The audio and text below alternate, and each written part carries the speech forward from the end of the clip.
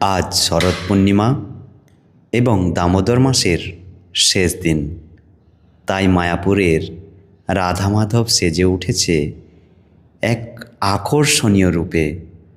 আজকের দিনে ভগবান শ্রীকৃষ্ণ এক অলৌকিক লীলা করেছিলেন, যা রাসলীলা নামে প্রসিদ্ধ।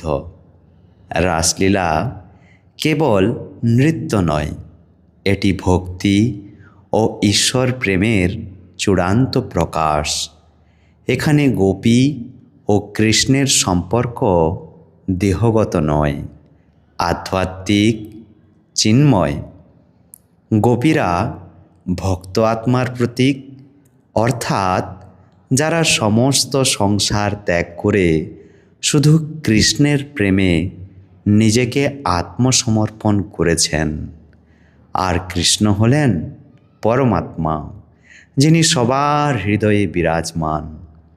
যখন ভক্ত নিজের অহং, কামনা ও আসক্তি ভুলে শুধু কৃষ্ণ প্রেমে লীন হয়, তখনই ঘটে আত্মা ও পরমাত্মার মিলন। এটাই হলো রাসলীলার আধ্যাত্মিকভাবে আসল অর্থ। তবে যারা আমার মতো ছোটবেলায় রামানন্দ সাগরের কৃষ্ণা সিরিয়াল দেখতে দেখতে বড় হয়েছি, তারা সহজেই বুঝে গিয়েছি। তাহলে আসুন কৃষ্ণের কাছে প্রার্থনা নিবেদন করি এবং সকলেই একই সাথে গলা মেলাই। कन्हा रे थोड़ा सा प्यार दे, चरणों में बैठा के तार दे। ग्वाला रे थोड़ा सा प्यार दे, ग्वालिन का जीवन सवार दे।